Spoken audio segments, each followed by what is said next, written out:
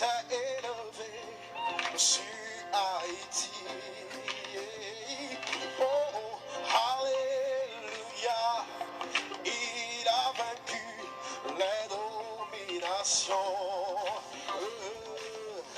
Alléluia, rien ne pourra lui résister. Amour de moi. Alléluia, Jésus est levé au-dessus de tout. Alléluia. Bisous, amour de moi.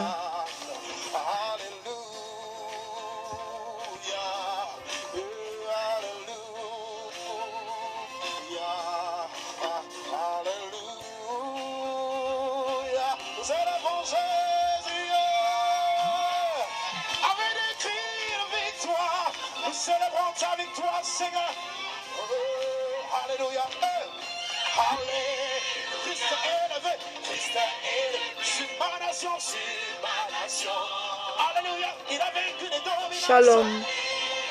Amour de moi. Il a vaincu les dominations. Alléluia. Christ est élevé sur Haïti. Christ est élevé. Christ est élevé sur Haïti. Sur Haïti. Alléluia, il a vaincu les dominations. Il a vaincu les dominations. Alléluia, rien ne pourra lui résister. Non, rien ne pourra lui résister. Alléluia, Jésus est au-dessus de tout. Au-dessus de tout. Et je chante alléluia. Alléluia. Alléluia. Hey, nous chantons alléluia. Alléluia. Loué soit-tu, Seigneur. Alléluia. Alléluia. Après nous chante alléluia.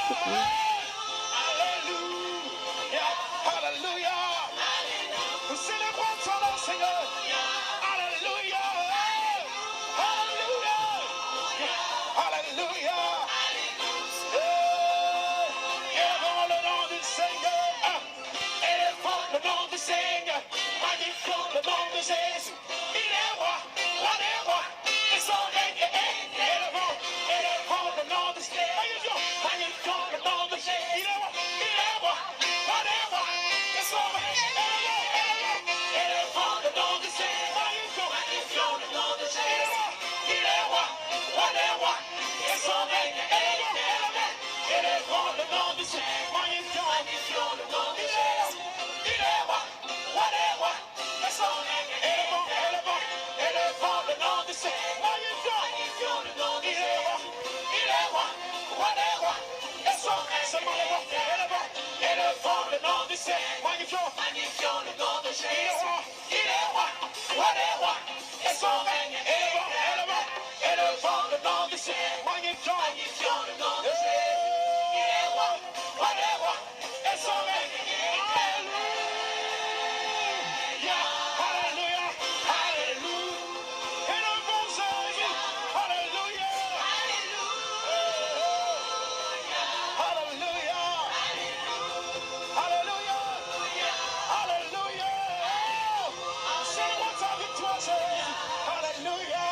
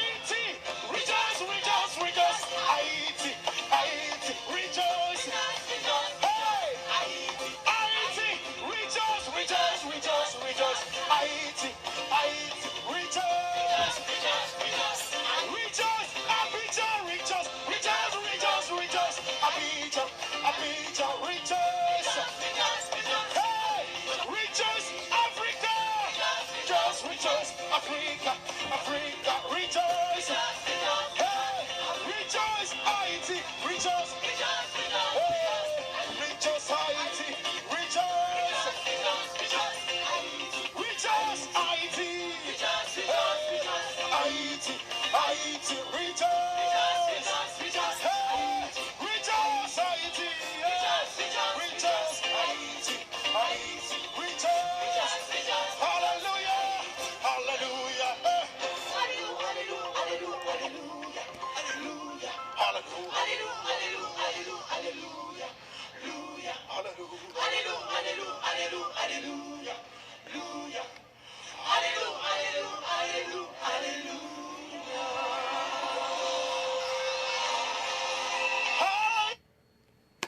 Shalom, shalom famille.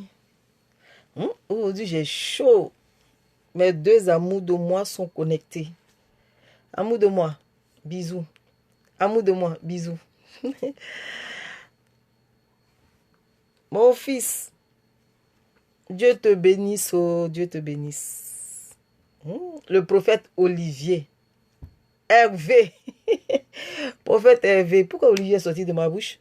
Prophète Hervé, mon fils, Dieu te bénisse. Dieu nous bénisse, Dieu nous bénisse. Shalom, shalom à tous. Merci d'être connectés. Nous allons continuer ce que nous avons commencé le jeudi dernier. Nous avons... Pardon. Le jeudi dernier, nous avons parlé de la réclamation des hôtels. Donc, on n'avait pas terminé parce que ce n'est pas des enseignements qui nécessitent d'être enseignés un seul jour. Parce que quand on parle des hôtels, ça veut dire qu'il y a plusieurs hôtels et il y a différentes manières, voilà, d'utiliser ces hôtels. Il y a différentes... Oui, bisous. Mon 10, hein.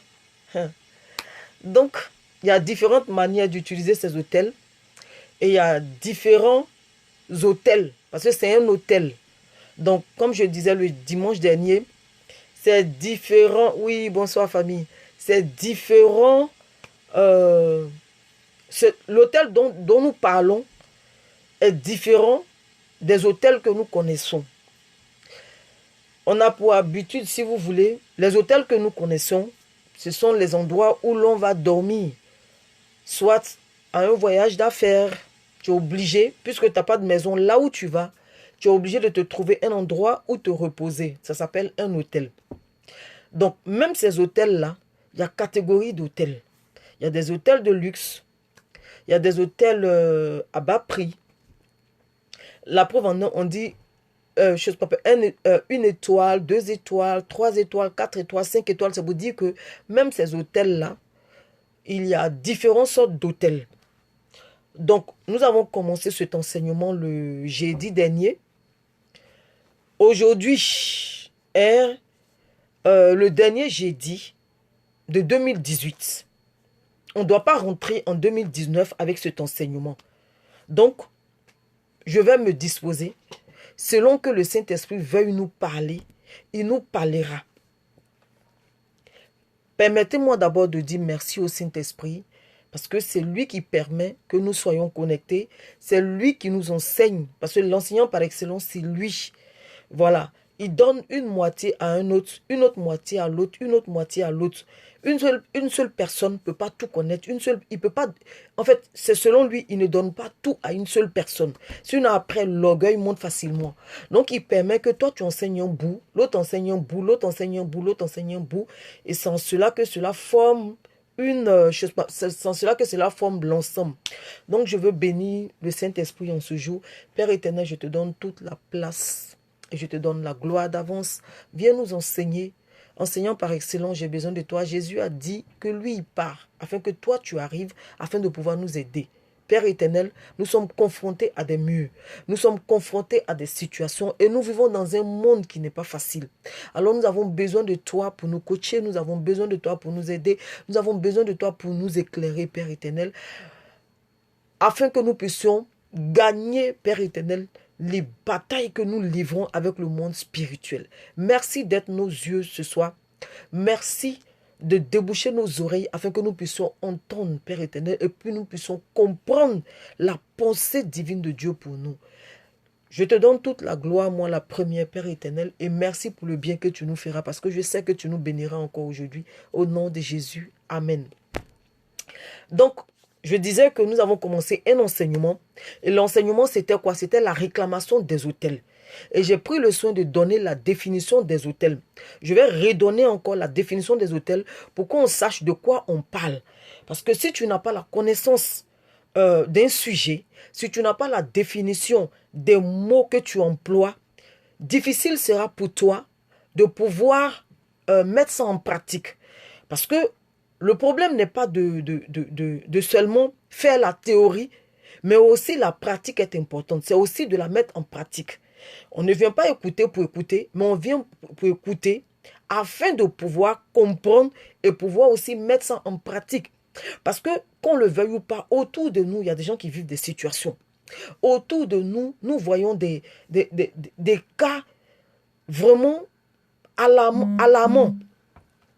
Andy Master est se connecter là, partager en même temps. Non, je t'aime Andy Master. Bisous à toi là-bas.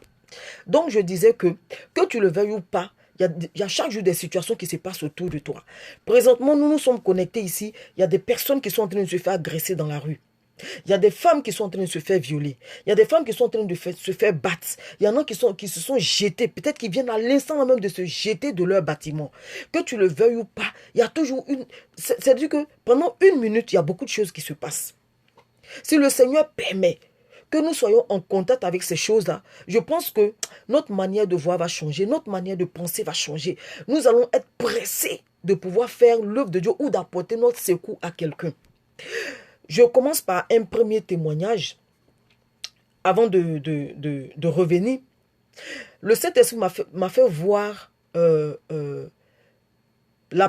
si je peux appeler, l'évangélisation d'un homme de Dieu, du nom de Telly Osborne. C'est un Américain. Il est décédé aujourd'hui. Ça fait peut-être 4 ou 5 ans maintenant. Il n'y a pas longtemps qu'il est décédé, Telly Osborne. Oui, bisous Andy. Donc, le Seigneur m'a fait voir le témoignage, l'évangélisation de ce dernier. En Inde, nous tous on sait, en Inde, il n'y a pas d'église là-bas. Donc, lui seul, il a pris le risque. Alors que ceux-là, c'est des vrais idolâtres. Il a pris le risque d'aller jusqu'en Inde, aller leur apporter l'évangile. Mais quand j'ai regardé le reportage, il a dit, Seigneur, moi, je vais te servir. Coûte que coûte, j'ai dit, je vais te servir. Je vais braver tout ce qui est honte. Je vais braver tout ce qui est crainte. Je vais te servir. Après, vous pouvez aller taper sur YouTube, vous allez voir, ça s'appelle L'or noir. Le titre de son évangélisation, c'est L'or noir, Telly Osborne. J'ai dit, il allait en Inde. Ah, Seigneur Jésus, mon cœur s'est déchiré. J'ai eu mal. C'est-à-dire que tu es chez toi. Tu es tellement bien portant. Tu ne peux pas t'imaginer qu'il y a des cas. Il y a des personnes qui sont dans des situations pas catholiques, quoi. Tu ne peux pas te l'imaginer. Mais lui, il a pris le risque. Il dit, je vais y aller. Et je vais leur apporter l'évangile là-bas. Et effectivement, c'est ce qu'il a fait. Je vous dis qu'il y a des gens, oh là là, Saint-Esprit, aide-moi. Il y a des choses qu'on appelle, il y avait des lépreux. Les gens, même la lèpre a déjà tout coupé leurs doigts.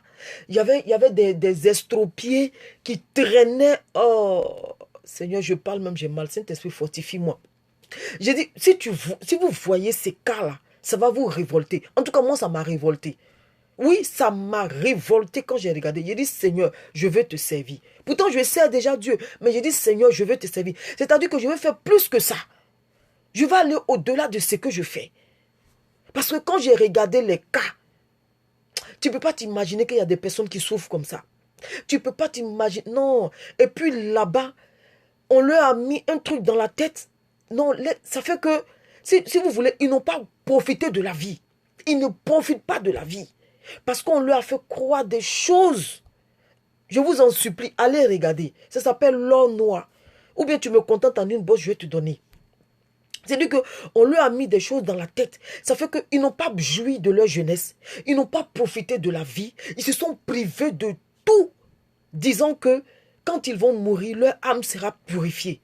Donc pour cela, tout ce qui est bien que l'Éternel nous a donné, eux, ils n'ont pas pu profiter de cela. Regardez comment Satan est fort dans l'aveuglement. Regardez comment Satan est fort dans la distraction. Regardez comment Satan est fort dans l'emprisonnement. Parce qu'il a emprisonné ces personnes-là. Et ces personnes-là, ils croient Dieu comme fer. Tu ne peux pas leur enlever ça dans la tête. Tu ne peux pas. Mais comme le Seigneur était avec son serviteur, ça fait que pas mal de personnes sont venues écouter. Il y avait un monsieur qui avait les 2 pieds. Si vous voulez, tout son bas qui était paralysé. Tout son bas était paralysé. Donc, il avait ses 2 mains pour ramper. Et il rampait. Il rampait. J'ai dit, quand j'ai vu ça, j'ai eu mal au cœur. Et il y avait un autre encore qui avait aussi, si vous voulez, il marchait comme un animal en fait. Quand je dis un animal, ça veut dire que chez nous en Afrique, on voit ça beaucoup. Les mendiants là qui ont des problèmes aux pieds, ils ont 2 trucs sur lesquels ils s'appuient. Et puis au niveau de leurs genoux, ils mettent des genres de chiffons pour pouvoir... Pardon. Excusez-moi, j'ai bois un peu d'eau. Satan, tu as menti, il a prêché. Ma gorge est devenue sèche un coup. Excusez-moi. Donc, ces 2 genoux, il a mis des protège-genoux en fait. Et c'est avec ça maintenant qu'il se débrouille. C'est avec ça qu'il se débrouille pour marcher. Pendant combien? Depuis il est né. Depuis il est né. Donc qu'est-ce qu'il faisait? Il allait de village en village pour aller mendier. Et on le connaissait. Dans les villages là, pour aller mendier, on le connaissait. Il monte dans les transports en commun pour aller jusqu'à 50 km de lui, son village, pour aller mendier. En Inde, pour aller mendier. Donc, quand Telly Osborne est allé là-bas, il a lancé l'appel et tout ça. Eux tous sont venus. Et ce dernier est venu. Et quand ce dernier est venu, Telly Osborne a commencé à présenter Christ. Il a présenté Christ. Parler de Christ. Et quand il a fini de parler de Christ, il dit, quels sont ceux qui veulent accepter Christ? Si vous voulez accepter Christ, alors, répétez ces paroles après moi. Le monsieur a répété les paroles après l'évangéliste Telly Osborne. Quand il a fini de leur faire accepter Christ, le monsieur s'est levé. Celui qui était paralytique depuis sa naissance. Le monsieur s'est levé. Et il a commencé à marcher. Ça m'a touché. Le monsieur s'est levé, il a commencé à marcher. Et quand il a commencé à marcher, qu'est-ce qui s'est passé? Les gens ne croyaient pas. Parce que les gens l'ont vu. Les gens l'ont connu. Et puis, ce n'est pas un enfant. Hein. Ce n'est pas un enfant. Il était âgé. Voilà. Peut-être, je dis peut-être comme ça. C'était quelqu'un qui devait avoir peut-être dans la quarantaine. Un truc comme ça. Je dis comme ça, voilà, dans la quarantaine. Donc, imaginez-vous quelqu'un qu'on a connu, qui est né comme ça, jusqu'à ses 40 ans. C'est pas que il avait des béquilles, il marchait. Non, il ne marchait pas avec des béquilles. C'est-à-dire qu'il marchait à 4 pattes. Et il a protégé ses genoux. Je sais que vous voyez de quoi je parle. Et le monsieur s'est levé. Et quand le monsieur s'est levé, les gens ne croyaient pas. Si vous voulez, ça a plus fortifié la foi de ceux qui étaient là. Donc, plusieurs ont donné leur vie au Seigneur. Et le monsieur, qu'est-ce qu'il a fait? Quand il a marché, il allait dans les villages où on l'a connu estropié. Il allait dans les villages où on l'a connu paralytique. Il allait rendre témoignage là-bas. C'est-à-dire, on ne lui a rien demandé. Mais il allait se montrer. Les gens étaient étonnés. Les gens ne croyaient pas. Il dit, oui, il y a un homme de Dieu qui est venu. Et j'ai accepté Jésus. Voici ce que Jésus a fait. Je suis debout. Les gens lui demandent, c'est toi? Il dit, oui, c'est bien moi. Oui, c'est bien moi. Et il est parti. Il allait même mendier jusqu'à 50 km de son village. Donc, l'évangéliste Telly Osborne devait aller à 50 mètres du village, là où il était allé, pour prêcher. Il devait aller là-bas aussi et sensibiliser, évangéliser les gens. Il arrive là-bas, il trouve le monsieur là, au milieu d'une multitude de personnes, en train de prêcher Christ, en train de parler de Christ. Évangéliste Telly Osborne était dépassé. Le monsieur qui a marché, lui seul s'est levé, allé jusqu'à... C'est-à-dire, il a parcouru toutes les... Si vous voulez, tous les villages dans lesquels il allait pour aller mendier, il est reparti là-bas pour montrer ce que Jésus a fait pour lui. Et l'évangéliste, c'est parti le trouver en train d'évangéliser. Non, quand j'ai regardé ça, j'ai dit, Seigneur, si celui-là, parce que Jésus a dit quoi? Il dit que vous serez mes témoins. Vous serez mes témoins dans la Judée, dans la Samarie et puis à Jérusalem. Donc, le monsieur, en retour, il est parti, il a commencé à évangéliser. Ça m'a touché. J'ai dit, Seigneur, moi, je vais te servir. Oui, je vais te servir, Seigneur. Je ne peux pas m'asseoir. Non, ce n'est pas possible. Regarde ce que tu as fait. Regarde ce que tu as fait. J'ai dit, des milliers de personnes se donnaient au Seigneur. Parce qu'ils l'ont connu, ils l'ont vu. Et aujourd'hui, le monsieur se tient sur ses pieds. Des milliers de personnes se donnaient comme ça au Seigneur. Donc, vous comprenez que nous le voulions ou pas, il y a des personnes qui souffrent autour de nous. Que nous le voulions ou pas, il y a des personnes qui vivent des situations dramatiques. Des situations dramatiques. Donc, nous, quand nous sommes, si vous voulez, dans notre entourage, comme nous ne voyons pas des situations dramatiques, ça fait qu'on ne s'en rend pas compte de ce qui se passe dans le monde. Mais quand tu te confrontes à des situations qui sont hors du commun, en ce moment, tu réfléchis 5 fois. Donc, je parlais de la réclamation des hôtels. Et c'est là que j'en suis arrivé à ce témoignage. Et j'avais donné la définition de la réclamation. Parce que c'est très important de savoir ce que c'est que la réclamation. Ensuite, de savoir ce que c'est que, chose qu'on appelle un hôtel. Et j'ai dit qu'on ne parle pas de l'hôtel qu'on connaît, où voilà, après un mariage, on prend une chambre d'hôtel. Non, ce n'est pas de ça que je parle. Après un voyage, tu vas te prendre une chambre d'hôtel afin de pouvoir te reposer. Ce n'est pas de ça que je parle. Je parle d'un autre hôtel. Et cet hôtel-là, il est quoi? Cet hôtel-là, je ne sais pas si vous voulez, se refait au domaine, au côté spirituel. C'est de cet hôtel-là que je parle. Et donc, quand j'ai donné la définition du mot réclamation, j'ai dit que c'était un nom féminin. C'est pour ça qu'on dit la réclamation. Voilà, on dit la réclamation.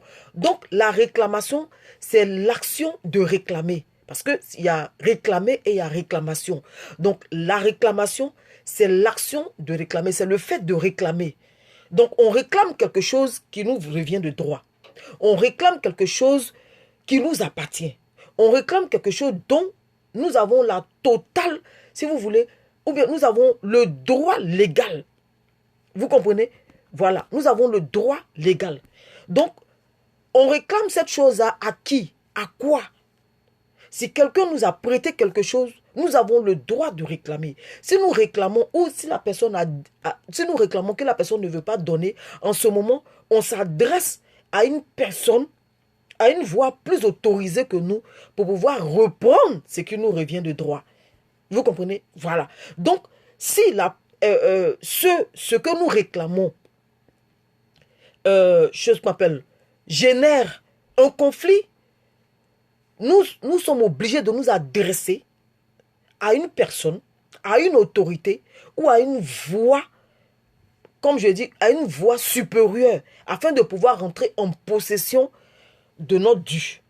Donc la réclamation, c'est l'action de réclamer, c'est de s'adresser à une autorité pour faire reconnaître l'existence d'un droit. Donc si quelqu'un a volé quelque chose qui t'appartient et que tu as la facture, tu vas à la police simplement avec ta facture. Et quand tu montes, la police va faire son travail, la police va répondre ce qui te revient de droit parce que tu as la preuve. Oh, amour de moi, Dieu te bénisse, merci d'avoir partagé. Parce que tu as la preuve que cet objet-là t'appartient, ce bijou-là t'appartient, cette chaussure-là t'appartient. Maintenant, l'hôtel. L'hôtel, comme j'avais dit, selon le dictionnaire, ma fille, si elle n'avait pas vu, elle allait me fâcher, Blondine. Donc, chose qu'on appelle l'hôtel, je donne la définition de l'hôtel. J'ai dit que l'hôtel était quoi? Était, selon la définition du dictionnaire, c'est quoi? C'est un nom masculin. C'est amen, amen, amen. Donc, tête ou table de pierre à l'usage des sacrifices offerts aux dieux. Donc, l'autel, moi je prends... Il était vu, ma fille, il était vu. Donc, moi je prends selon la définition biblique. Donc, la définition biblique dit que, si vous voulez, c'est l'endroit où le divin entre en contact avec l'humain. C'est un endroit. Voilà. Donc, je vais mieux expliquer. Un hôtel était une structure surélevée. C'est-à-dire que c'est un truc qu'on fait en hauteur afin de faire quoi? Afin d'offrir des sacrifices. Pourquoi on offre des sacrifices? C'est pour rentrer en contact avec un supérieur. C'est pour entrer en contact avec le monde spirituel.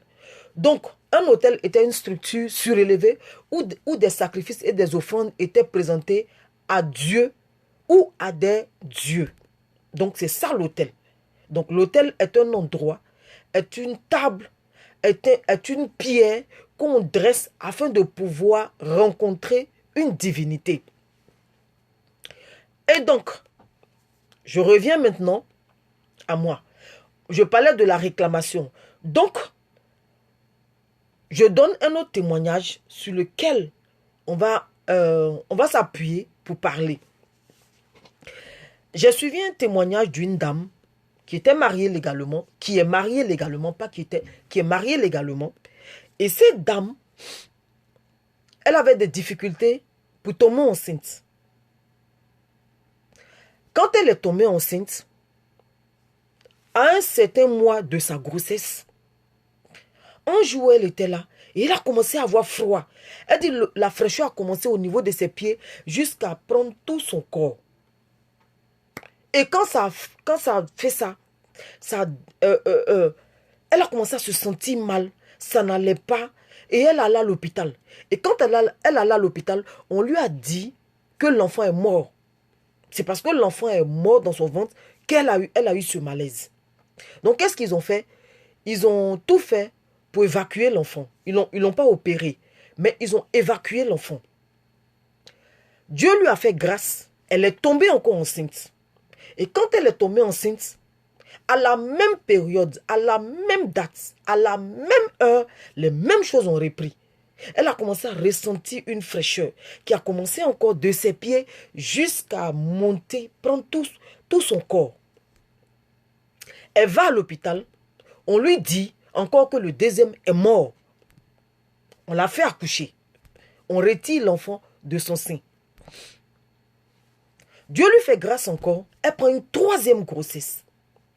Elle prend la troisième grossesse à la même date. À la même période. Dans le même mois. À la même heure. C'est toujours les soirs. Elle ressent encore la fraîcheur qui remonte de ses pieds jusqu'à envahir tout son corps. Elle dit, là, il y a quelque chose qui ne va pas. Vous comprenez? Elle dit, là, il y a quelque chose qui ne va pas. Donc, qu'est-ce qu'elle fait? Elle va à l'hôpital. On lui dit que l'enfant est décomposé dans son ventre au point où l'enfant s'est détaché. Et une partie du corps de l'enfant est allée se loger dans son utérus. Et le médecin qui dit qu'on ne peut pas l'opérer. Si on l'opère, on enlève en même temps son utérus. C'est-à-dire qu'on va enlever l'enfant et on va enlever son utérus. Ou bien, on la laisse comme ça et puis elle meurt avec l'enfant. Est-ce que vous comprenez? On la laisse comme ça et puis elle meurt avec l'enfant. Donc elle dit qu'elle s'est rappelée qu'elle avait suivi la prédication d'un homme de Dieu. Et cet homme de Dieu avait prêché sur un truc comme ça. Donc elle appelle sa soeur, elle a dit au médecin, elle a demandé au médecin de l'opérer. Le médecin dit il ne prend pas le risque. Parce qu'il dit dans tous les cas, la femme, il savait que dans tous les cas, la femme va mourir. Mais il ne voulait pas lui dire qu'elle va mourir, mais il a utilisé des termes pour lui parler. Mais il a dit, lui, il ne prend pas le risque de l'opérer. Bon, l'enfant est décomposé dans son ventre. Si tu ne l'opères pas, la femme, elle fait comment? Il faut l'opérer pour retirer l'enfant. Il dit non, il ne fait pas. Le médecin dit, il ne fait pas. Elle dit, bon, elle est une décharge. Qui l'opère? Si elle reste dans l'opération, ce n'est pas grave. Donc, son mari était aux États-Unis. Voilà. Elle, son mari était aux États-Unis et après, elle devait rejoindre son mari, en fait. Après, elle devait rejoindre son mari. Donc, les 2 premières grossesses, c'était en Afrique, en fait. Je crois bien. Saint-Esprit, j'espère. Les 2 premières grossesses, c'était en Afrique. Et donc, c'est comme ça que, chose qu'on appelle, elle a perdu les 2 premières grossesses. Et la 3e grossesse, oui, la 3e grossesse, c'est aux États-Unis. Elle est partie maintenant rejoindre son mari. Et c'est là-bas que l'enfant s'est décomposé en fait. Donc, elle dit elle était aux États-Unis. Et la même situation s'est reproduite. Elle va à l'hôpital, on lui dit l'enfant s'est décomposé. Et c'est aux États-Unis que le médecin a refusé de l'opérer. Donc elle dit, comme elle a dit qu'elle va signer une décharge, et en fait, si vous voulez, ils lui ont prêté le temps de pouvoir l'opérer. Donc elle s'est rappelée de la prédication de l'homme de Dieu. Elle appelle sa soeur. Elle dit, tu sais, il y a un homme de Dieu, voilà, qui a prêché sur tel truc, et que j'ai enregistré quelque part. Elle a dit, là où elle a enregistré. Donc elle a dit à sa soeur, appelle-moi, et puis mets la prédication de l'homme de Dieu pour que j'écoute. Donc elle dit, elle était couchée, puis elle attendait qu'on l'opère. Donc quand sa soeur a fait ça, elle a écouté et elle répétait les paroles après l'homme de Dieu. Elle répétait les paroles après l'homme de Dieu. Et donc, quand elle a fini de répéter les paroles après l'homme de Dieu, oui, c'est ça. Quand elle a fini de répéter les paroles après l'homme de Dieu, on lui a dit, je crois qu'on lui a dit, je ne sais pas ce qui s'est passé, mais ils lui ont dit, merci Saint-Esprit. Avant qu'on ne l'opère, je reprends, avant qu'on ne l'opère, elle dit que quand elle allait à l'hôpital, quand ils l'ont examinée, ils lui ont dit de... Ah oui, c'est ça. J'ai tellement de témoignages. Et donc, ils lui ont dit de repartir à la maison. Ils lui ont dit de repartir à la maison. Et que si ils lui ont donné quelque temps, si elle voit que l'enfant ne bouge pas,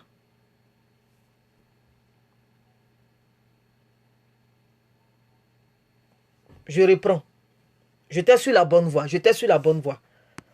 J'étais sur la bonne voie. Donc, elle était couchée, elle écoutait la prédication. Donc, l'enfant qui s'est détaché dans son ventre, et tout d'un coup, l'enfant s'est ressoudé. L'enfant qui s'est détaché dans son ventre, l'enfant s'est ressoudé dans le ventre. Et quand l'enfant s'est ressoudé dans le ventre, le docteur est venu.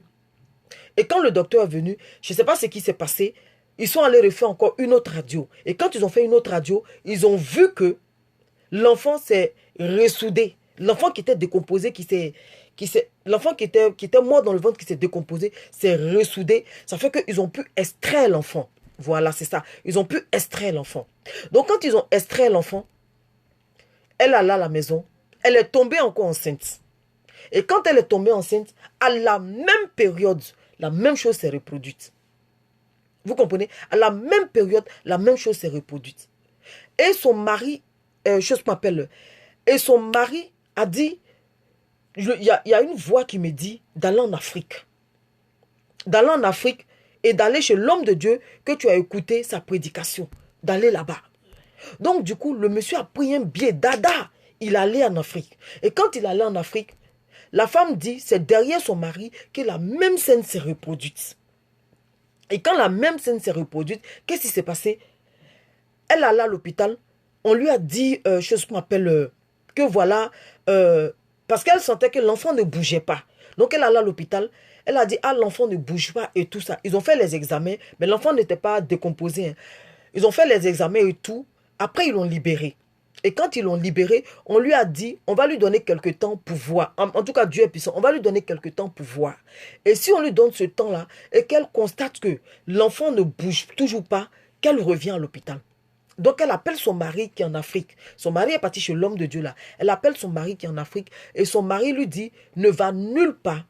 Ne repart plus à l'hôpital. Ne les appelle pas. Voici ce que le Seigneur m'a demandé de faire. Le Seigneur m'a demandé d'aller à la prière parce qu'ils avaient organisé une retraite. Donc, le Seigneur m'a demandé d'aller à la retraite, que là-bas, il va faire un miracle. Et la femme disait qu'elle était à la maison, mais elle avait peur. Parce que si après, il découvrait que l'enfant est mort et qu'elle n'a pas signalé, parce qu'on lui a dit, si elle sent que l'enfant ne bouge pas, qu'elle revienne. Donc, si elle n'a pas signalé à temps, c'est aux États-Unis, on va dire qu'elle a tué exprès son enfant. Donc, quelque part, elle était un peu mitigée, elle avait un peu peur. Et son mari lui a dit, ne bouge pas, reste. Reste. Donc, lui, il est parti, il a prié, prié. Quand il a prié, arrivé un moment, elle qui était aux États-Unis, l'enfant a commencé à rebouger dans son ventre. L'enfant a commencé à rebouger dans son ventre. Donc elle appelle son mari pour dire, l'enfant a commencé à bouger. C'est maintenant qu'elle va à l'hôpital pour aller dire là-bas que oui, effectivement, l'enfant a commencé à bouger. Et donc, cette dernière grossesse est restée jusqu'à terme.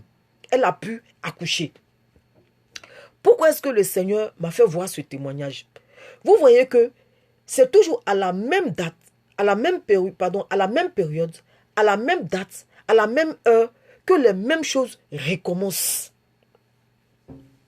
Vous comprenez? Oui, grand Jésus. C'est à la même période que les mêmes choses recommencent. Parce qu'il s'agit ici de quoi? De la réclamation des autels. Vous comprenez? Quand on dit réclamation des autels, c'est quoi? C'est une personne, oh mon père, le prophète Yves Béga, papa, tu es honoré, je t'aime mon père. Merci d'être connecté. Merci papa. Que Dieu te bénisse papa. Donc, vous voyez, je rendais le témoignage de la dame pour dire quoi? C'est à la même période que les mêmes choses se répétaient. C'est à la même période que les mêmes choses se répétaient. Et ici, on parle de quoi? On parle de la réclamation des autels. Oui, parce que j'ai donné les définitions des réclamations des autels. Vous comprenez? Donc, c'est à la même période. Pourquoi à la même période? Pourquoi pas à une autre période? Je prends un exemple. Si c'est le mois de juillet, c'est toujours dans le mois de juillet. Si elle a 8 mois de grossesse, si elle a 9 mois de grossesse, il y a une réclamation qui est faite. Il y a un droit qui est réclamé. Le droit est réclamé par qui? Par une personne. Le droit est réclamé par qui? Par une divinité. Le droit est réclamé par qui? Par quelque chose qui a un droit légal sur la dame. Amen, papa. Amen. Qui a un droit légal sur la dame. Vous comprenez? Donc, je vous ai dit que l'autel, c'est un endroit où le divin entre en contact avec l'humain.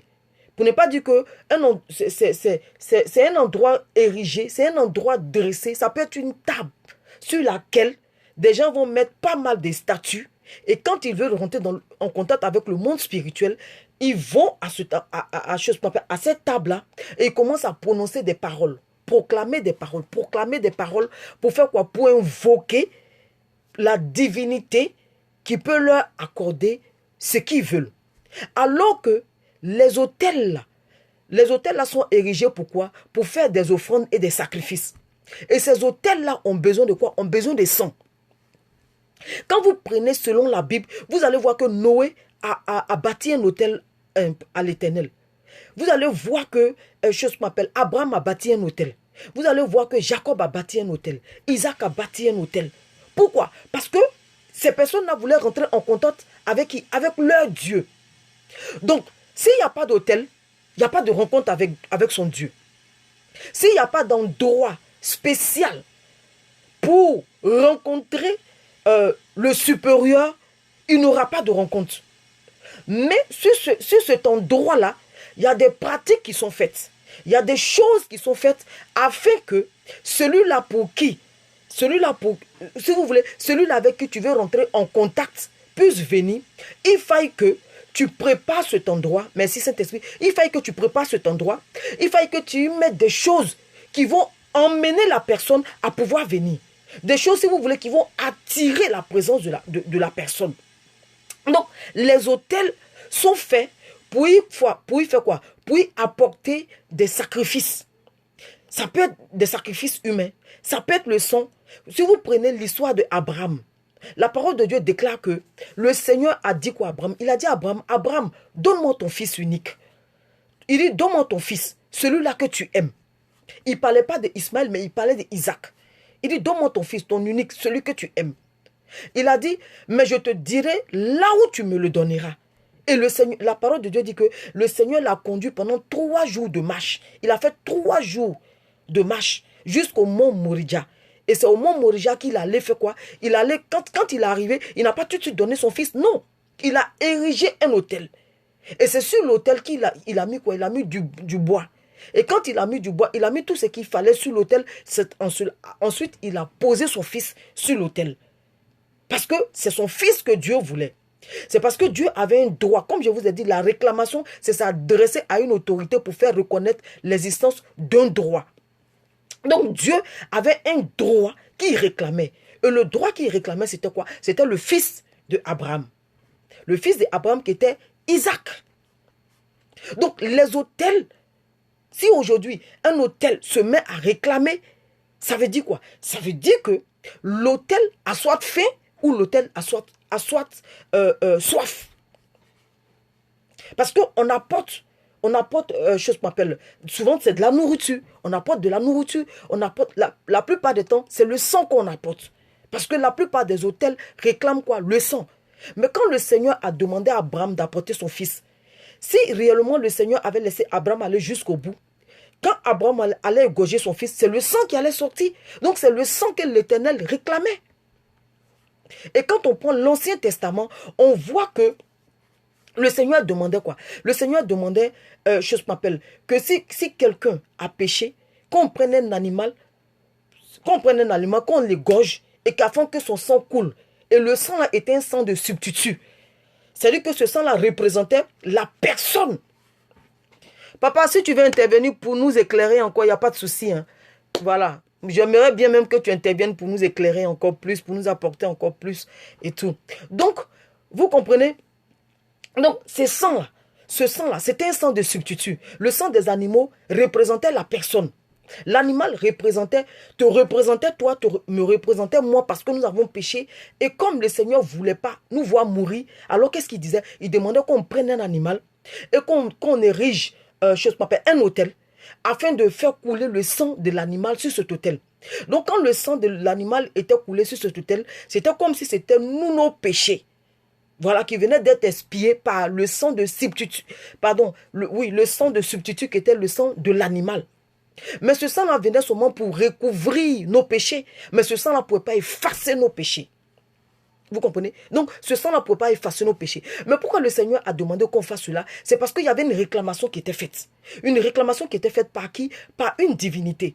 Et cette divinité, c'était qui? C'était Satan. Pourquoi? Parce que nous avons péché, nous avons pris quelque chose qui lui revient de droit. Donc, quand tu prends quelque chose qui revient de droit à Satan, Satan vient faire une réclamation. Vous comprenez? Satan vient faire une réclamation. Et la réclamation que Satan vient faire, c'est quoi? C'est de tuer des personnes. Voilà. C'est de tuer des gens. Afin de pouvoir faire quoi? Afin de pouvoir assouvir, si vous voulez, lui son besoin. Satan n'est qu'un copieur. Parce que le Seigneur a permis cela. Le Seigneur a permis cela pour que nous soyons, si vous voulez, à l'abri. Pas parce que Dieu veut qu'on meure véritablement. J'espère que vous me comprenez. Pas parce que Dieu veut qu'on meure véritablement. Donc, ces autels-là, ces autels qui sont érigés afin d'apporter des offrandes, afin d'apporter du sang, pour pouvoir entrer en contact avec une divinité, ces autels-là sont en train de réclamer. Pourquoi? Parce qu'il y a des rituels qui sont faits, il y a des rituels qui sont faits chaque année. Et je reviens sur la dame. La dame, par exemple, il y avait quelque chose, il y avait un pacte qui avait été signé dans sa famille. Il y avait une alliance qui avait été faite dans sa famille qui donnait le droit à cet esprit impur-là de venir réclamer à chaque fois. Peut-être que dans sa famille, ils ont tissé une alliance où il ne doit pas faire d'enfant. Donc, quand elle est enceinte, ils viennent pour réclamer cet enfant. Parce que la dame, si vous voulez, c'était comme si elle était inscrite privée d'enfant. Donc, ses aïeuls, pas elle, parce qu'elle n'a pas tissé d'alliance avec eux, ses aïeuls ou ses grands-parents ont tissé une alliance où peut-être chez eux, ils ne doivent pas faire d'enfant. Ils doivent être privés d'enfants. Donc, quand elle est enceinte, eux, ils ne sont pas d'accord. Ils disent, non, tu ne peux pas être enceinte. Parce que voici le pacte que j'ai tissé avec tes grands-parents. Voici ce sur quoi tes grands-parents et nous sommes convenus. Donc, tu ne peux pas avoir d'enfant.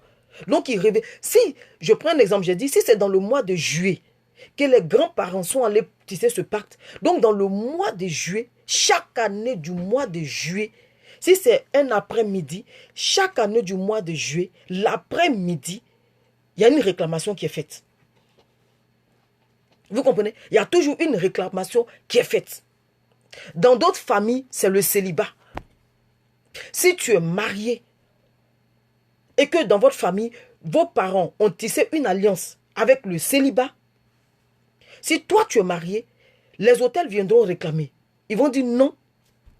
Tes parents m'ont apporté des offrandes sous quoi? En échange de quoi? En échange de ta fécondité. Merci Saint-Esprit. Tes parents m'ont apporté des offrandes en échange de ta fécondité. Donc toi, tu peux pas te marier. De ton mariage, pardon. Donc toi, tu ne peux pas te marier. Toi, tu ne peux pas être riche. Toi, tu ne peux pas être libre. Toi, dans votre famille, vous devez toujours être malade. Parce que votre santé m'a été donnée. Votre santé m'a été léguée. Donc quand vous êtes en bonne santé, les divinités là viennent réclamer. Les autels là viennent réclamer. Parce que les autels sont nourris avec du sang. Donc ils viennent réclamer quoi? Le sang. Ça fait qu'il y a des familles qu'on voit, chaque année il y a quelqu'un qui part. Chaque année à la même période il y a quelqu'un qui part. C'est un peu comme la dame que je vous ai expliqué. La passeresse, Dieu te bénisse. Merci d'avoir partagé. Vous comprenez? Donc chaque année il y a une personne qui part. Et on ne comprend pas, on dit, mais ceux-là, on ne comprend pas. Dans leur famille, chaque année, il y a une personne qui part, il y a une personne qui part. Oui, parce qu'il y a des hôtels qui font des réclamations. Il y a des hôtels. Parce que les parents ont fait quoi? Ils ont érigé un hôtel sur lequel ils rentrent en contact avec le monde spirituel. Et donc, chaque année, il y a du sang qui doit être versé pour que ce démon-là puisse descendre. Donc, si ce démon-là, son heure arrivée de descendre, et qu'il vient, et qu'il n'y a pas du sang sur l'autel, l'autel là commence à réclamer. L'autel là commence à réclamer. Parce que le divin là veut rentrer en contact avec le sang. Vous comprenez? Le divin là veut rentrer en contact avec le sang. Donc, il y a des accidents bêtes. Il y a des choses qui arrivent, on ne comprend pas. Comme par exemple, à Abidjan, un moment, Dieu merci, des hommes, le Seigneur a inspiré un homme de Dieu qui a réuni des hommes de Dieu, ils sont allés prier. À Abidjan, il y avait un carrefour qu'on appelait carrefour de la mort. Là-bas, à chaque fois, il y avait un accident. À chaque fois, il y avait un accident. Pourquoi? Parce qu'il y avait un hôtel qui était érigé là-bas et le carrefour là, il y avait un hôtel qui était érigé là-bas de telle sorte que le carrefour là devait être nourri par le sang. Donc c'est cette alliance qui a été tissée là-bas. Et si cette alliance a été tissée là-bas, qu'on le veuille ou pas, le sang doit couler. Une fois que l'autel commence à réclamer, une fois que l'autel sent qu'elle est sèche, pardon, l'autel sent qu'il est sec, parce que c'est un autel, une fois que l'autel sent qu'il est sec, il commence à réclamer le sang. Donc les accidents se font en désordre. Le Seigneur va passer par un homme de Dieu pour réunir des hommes de Dieu, aller prier à cet endroit. Et quand ils sont allés prier à cet endroit, qu'est-ce qu'ils ont fait?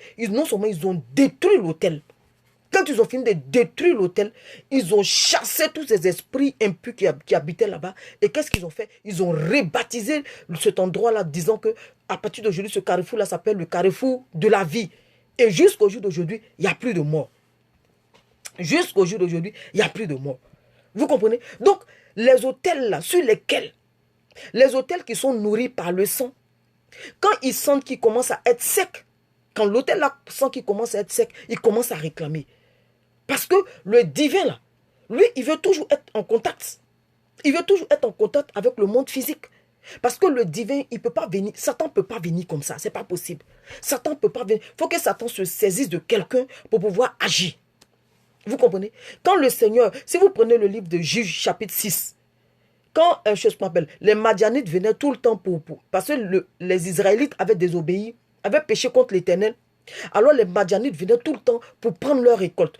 Ils étaient asservis par les Madianites. L'ange de l'Éternel va faire quoi? Il va venir croiser Gédéon. Et quand il va venir croiser Gédéon, il va dire à Gédéon, vaillant guérir. Gédéon va dire, non, il ne faut pas me dire que vaillant guérir parce que ma famille est la plus petite, moi je suis le plus petit. Bon, pas mal de personnes connaissent, moi je suis le plus petit. Le Seigneur dit, c'est toi que j'ai choisi pour aller délivrer le peuple. Il va dire, Seigneur, en quoi reconnaître, je ne sais pas, Seigneur, donne-moi un signe. Voilà, il dit, Seigneur, donne-moi un signe que c'est toi. Et il dit au Seigneur, ne bouge pas d'ici, je vais prendre mon offrande, je viens te donner. Quand il allait, il a pris son offrande, il est venu donner au Seigneur, il a trouvé que le Seigneur était là. Et son signe, c'est accompli, parce qu'il a dit, donne-moi un signe. Et qu'est-ce qui va se passer? Le Seigneur va lui dire que c'est toi que je vais prendre pour aller, délivrer le peuple. Mais avant que tu n'ailles délivrer le peuple, il faille que tu détruises l'autel de ton père qui est dans votre maison. Parce que si l'autel n'avait pas été détruit, Gédéon ne peut pas aller combattre pour gagner. Gédéon ne pouvait pas aller combattre les Madianites. C'est parce qu'il y avait des autels qui étaient érigés. Et surtout dans la maison du papa de Gédéon. Donc, à cause de cet hôtel-là, si vous voulez, les démons avaient accès facilement aux Israélites. Les démons avaient facilement accès à la maison du papa de Gédéon. Donc, il fallait d'abord que Gédéon fasse le nettoyage. Le Seigneur dit, va, abat le pieu sacré. Il a dit d'abord, abat l'autel. Et puis, abat le pieu sacré. C'est-à-dire quoi? L'autel là doit être détruit et les offrandes qu'on fait sur cet autel aussi doivent être détruites avant de pouvoir faire quoi que ce soit. Parce que c'est cet autel-là qui fait des réclamations, raison pour laquelle il y a des réactions. Vous comprenez? C'est la raison pour laquelle il y a des réactions. Il y a des familles, chaque année, elles sont en deuil. Des familles, chaque année, il y a des accidents. Chaque année, il y a des problèmes. Mais quand tu vois, ou bien c'est ton foyer qui bat de l'aile. Le monsieur qui t'aimait, un de ces 4 matins, il se réveille, il te regarde, et puis tu l'énerves, il ne veut plus de toi. Tout ce qui l'intéresse, il veut divorcer. Tout ce qui l'intéresse, c'est vice-versa. Hein. Ce n'est pas seulement chez les femmes, mais chez les hommes aussi. C'est vice-versa. Selon que les parents ont tissé une alliance, selon que les parents ont érigé un hôtel. Et les hôtels, là, vous voyez, des fois, ils mettent pas mal de statues dessus. Mais les statues que tu as mis là, c'est quoi? C'est une habitation de démons que tu as mis. C'est une habitation de démons. On fait même une place. Ah, elle dit comme dans sa famille. Voilà. Tu vois, c'est-à-dire, on met une table. Et la table, on met tout genre de statues. Et puis on dit non, c'est mon Dieu. Mais si Dieu ouvre tes yeux, si Dieu ouvre tes yeux pour voir à minuit ce qui se passe à ton hôtel que tu dis tu as érigé là, tu vas fuir ta maison. J'ai commencé à prier. Vous savez ma prière c'est quoi? J'ai commencé à prier de telle sorte que tous ceux-là qui ont mis une table quelque part, qui ont mis pas mal de statues, que le Seigneur ouvre leurs yeux pour qu'ils voient à minuit ce qui se passe chez eux. C'est ma prière ça. Voici la prière que j'ai commencé à adresser au Seigneur. J'ai dit Seigneur, ouvre leurs yeux afin qu'ils voient ce qui se passe chez eux à minuit. Quand ils vont voir ce qui se passe dans leur maison à minuit, ils vont fuir. J'ai dit Seigneur, je t'en supplie. C'est ma prière ça. Donc vous comprenez, les hôtels là sont en train de faire des réclamations. Pourquoi? Parce qu'il y a longtemps ces hôtels là n'ont pas eu le sang. C'est-à-dire que le sang qu'ils ont eu, arrivé jusqu'à la période donnée, le sang commence à être sec. Alors que, selon le sacrifice, selon le sang que tu verses sur l'autel est puissant. Je reprends.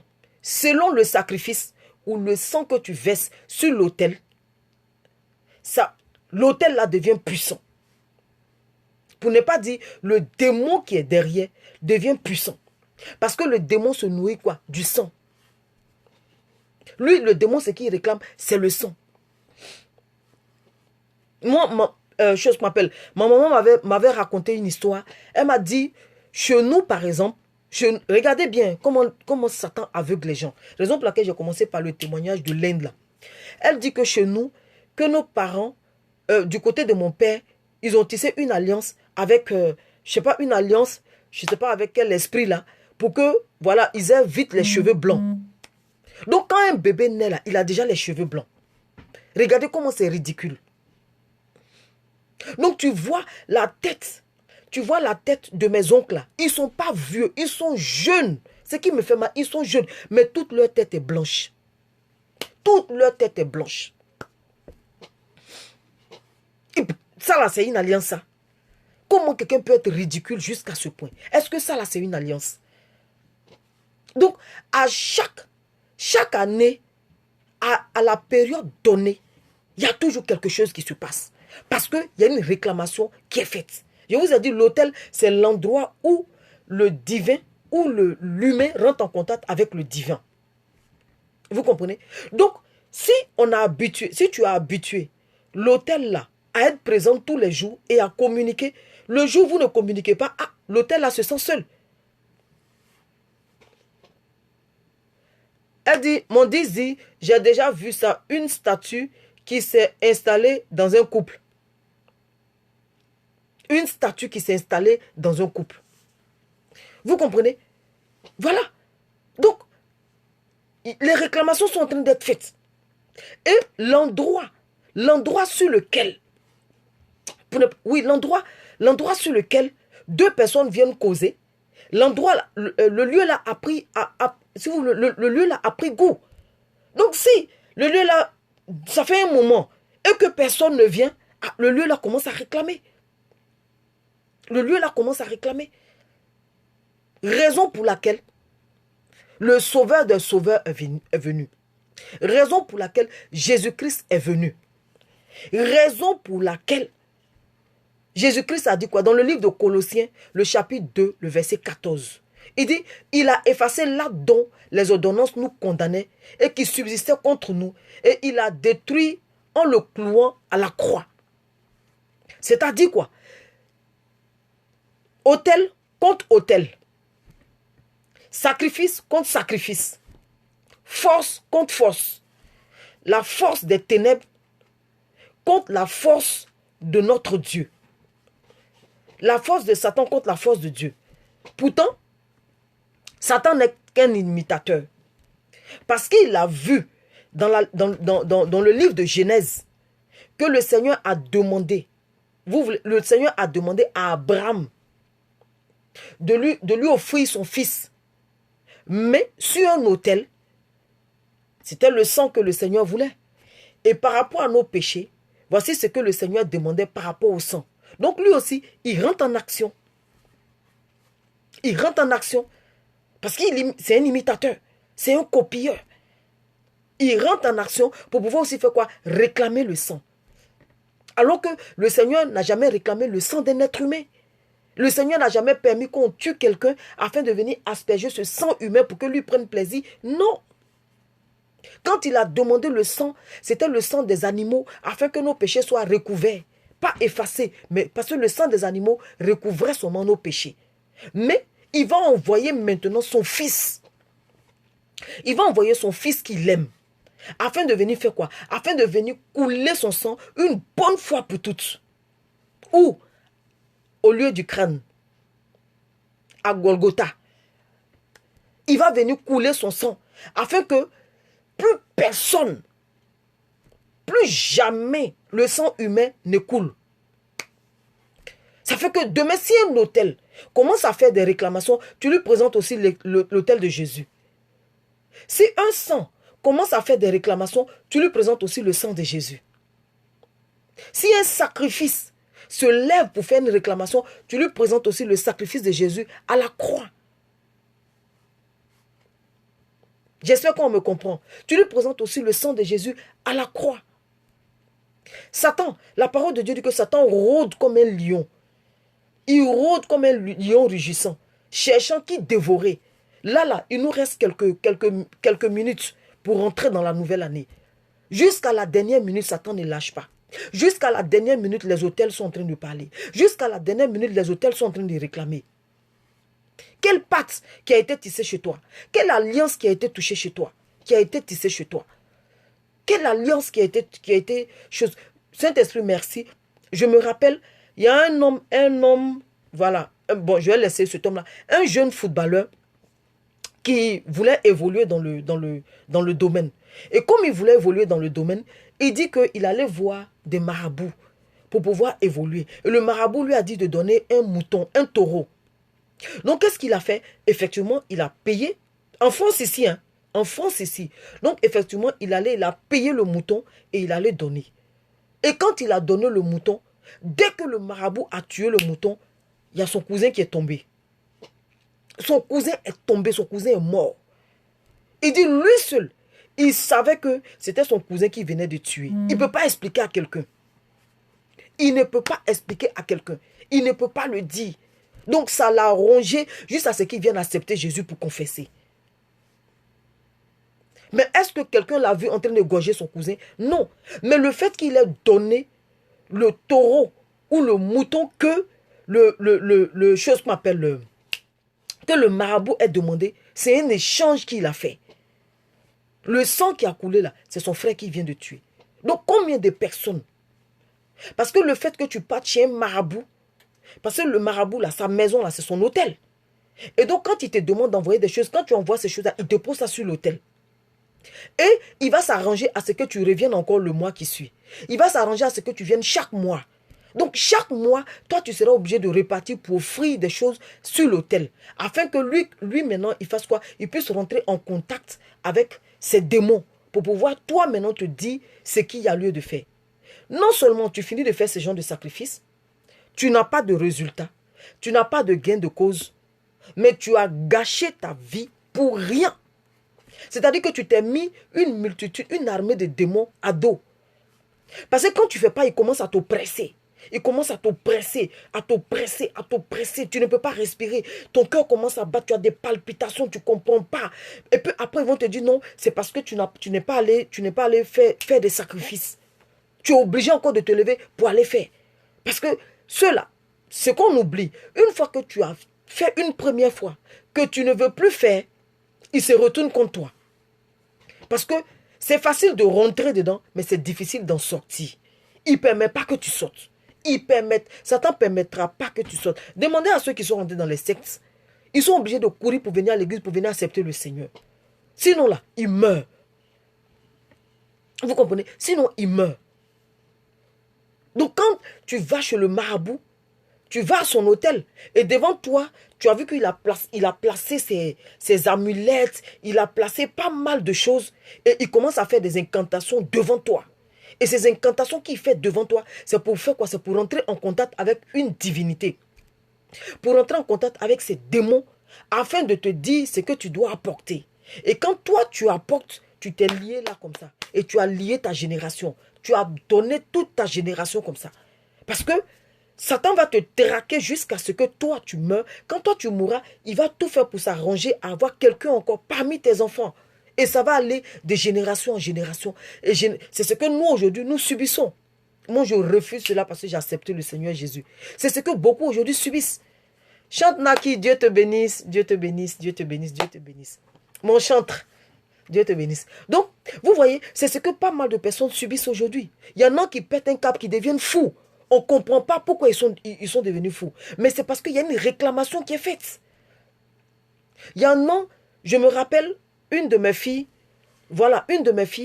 qui avait du mal à Amen, merci, chante Naki, Amen. Il y avait une de mes filles qui avait du mal à prendre une grossesse. Une fois, elle est tombée enceinte, mais on lui a dit que c'était un œuf clair. C'est-à-dire qu'elle était enceinte, mais il n'y avait pas d'enfant dedans. Il n'y avait pas d'enfant, donc on appelait ça œuf clair. Il n'y avait pas d'enfant dedans. Et donc, quand on s'est rencontrés, trop de vérité dans la bouche, c'est vrai. Amen. Hey, tu vas. La first lady. Ça, c'est ma first lady. Tu es bénie. Donc, elle n'arrivait pas, à enfanter. Et quand on s'est retrouvés, et le Seigneur m'a dit, prie pour elle, parce qu'elle a un problème pour pouvoir enfanter. Et donc, quand j'ai prié pour elle, elle était enceinte. 3 mois après, la poche s'est cassée. Et elle a perdu le bébé. Et quand elle a perdu le bébé, 2 mois après, elle est tombée enceinte encore. Et quand elle est tombée enceinte, elle a encore perdu le bébé. Et puis de la même manière, elle a perdu le bébé. Vous comprenez? 2 fois de suite. Et j'ai demandé au Seigneur. Quand j'ai demandé au Seigneur, il dit change ta manière de prier parce qu'il y a des réclamations qui sont faites à son niveau. Mais quand j'ai changé ma manière de prier, son 3e enfant, il est resté. Il est là. Mais de façon petite, là, il me fatigue. Laisse tomber. Vous comprenez? Elle a changé. Pardon, j'ai changé ma manière de prier. L'enfant est là jusqu'au jour d'aujourd'hui. Mais l'enfant, c'est la vidéo que j'ai partagée là. Le petit qui disait riba baba, c'est le petit là. Mais son affaire de Dieu, tu ne peux pas. Même à la garderie. À la garderie, il regarde tout ce que je fais. À la garderie, il se prosterne. Parce que quand j'adore le Seigneur, je me prosterne. À la garderie, il se prosterne. Il adore Dieu. Et il marche. Il fait au nom de Jésus. Et il parle en langue. Il fait au nom de Jésus. Donc, du coup, les dames de la crèche, là, ont demandé à ses parents, vous êtes musulmans? Non, nous ne sommes pas musulmans. Pourquoi? Non, parce que je vois l'enfant, il se met à genoux, l'enfant, il se couche et il adore le Seigneur et tout ça. Il a dit, Alléluia, c'est un vrai serviteur de Dieu. J'ai dit à sa maman, il a dit, tu vois, toi, tu ne fais pas l'œuvre de Dieu, mais le petit, là, il a déjà gagné ses maîtresses à la crèche là-bas. Vous comprenez? Donc, il y a pas mal de personnes qui subissent ce genre de trucs-là. Quand des réclamations sont faites, une fois que tu es enceinte et que leur période arrive, ils viennent, ils prennent. Saint-Esprit, merci. Je me rappelle d'une maman, je ne vais pas dire son nom, je me rappelle d'une maman, qui était enceinte, et arrivé un moment, l'enfant a disparu dans son ventre. Nous tous, on a vu la grossesse. on a bien vu la grossesse. Mais à une période donnée, la grossesse a disparu de son ventre. Donc, on était choqués. Moi-même, j'étais choquée. J'ai oublié, même ça aujourd'hui, le Seigneur me rappelle. Je vais demander au Seigneur ce qui a bien pu se passer. J'ai oublié. C'est maintenant que je viens de me rappeler de cela. Donc, combien de personnes passent par ces manières-là? Tu as de l'argent. Merci Saint-Esprit. Tu as de l'argent. C'est quand tu as de l'argent qu'on t'appelle pour dire il y a quelqu'un qui est malade. Quand tu n'as rien, personne n'est malade. Quand tu n'as rien, il n'y a pas de souci. Mais c'est le jour ta paye tombe. C'est là, téléphone sonne. Il y a telle personne qui est malade. Il y a ceci qui est comme ça. Il y a comme ci. Il y a comme ça. Il y a ceci. Il y a cela. Et ton argent, une fois que tu enlèves 10 euros dans ton argent, c'est comme si on a soufflé. Tu ne sais pas ce que tu as fait avec ton argent. Tu ne sais pas où tu as mis ton argent. Tu comprends rien, mais tu te retrouves à moins. Pourquoi? Parce qu'il y a des réclamations qui sont faites. Et si dans ta famille, ils ont tissé alliance, que vous devez rester stérile, mais toi, tu ne connaîtras jamais la maternité. Tu ne connaîtras jamais la maternité. Mais tant que tu ne te lèves pas pour briser cet autel. Regardez, tu peux être né de nouveau. Selon que le Saint-Esprit m'a enseigné, il dit tu peux être né de nouveau. Tu peux accepter Jésus. Mais si tu n'as pas brisé l'autel, toi, tu n'auras jamais d'enfant. Mais c'est l'autel que tu dois briser d'abord. Tant que tu ne brises pas l'autel, tu ne peux pas avoir d'enfant. Quand bien même que tu sois né de nouveau, quand bien même que tu as accepté Jésus, tu ne peux pas avoir d'enfant. C'est pour ça que le Seigneur, quand il a rencontré Gédéon, il a dit Gédéon, va abattre l'autel qui est dans la maison de ton père et détruis le pieu sacré. Donc, il a fait quoi? Il a abattu d'abord l'autel. Et qu'est-ce qu'il a fait? Il a détruit, l'autel. Aujourd'hui, là, je vais parler. Ma gorge est sèche. Désolé. Aujourd'hui, là, ça ne m'est jamais arrivé, mais aujourd'hui, là, ma gorge est sèche. Je vais parler. Vous comprenez? Donc, tant que l'autel n'est pas détruite, tant que le pieu sacré n'est pas brisé, que tu sois né de nouveau en Christ, tu n'auras pas d'enfant. C'est ce qui fait qu'on voit beaucoup de chrétiennes qui n'ont pas d'enfants. C'est-à-dire qu'elles ont accepté le Seigneur. Elles servent le Seigneur. Elles sont sincères dans leur relation avec le Seigneur. Mais parce que l'autel n'est pas brisé. Si Gédéon n'avait pas écouté la voix de l'Éternel en brisant l'autel, il n'allait pas pouvoir remporter. Le Seigneur lui a dit, brise l'autel de ton père. Il dit quoi? Détruis l'autel de ton père. Non, brise l'autel de ton père et détruis le pieu sacré. Donc dans nos familles, il y a des autels qui sont érigés, qui crient encore.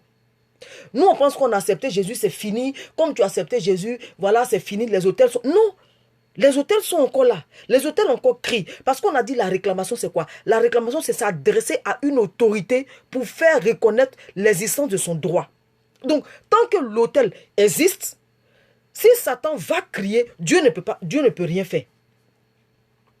Si l'autel existe, que Satan fait des réclamations, Dieu ne peut rien faire.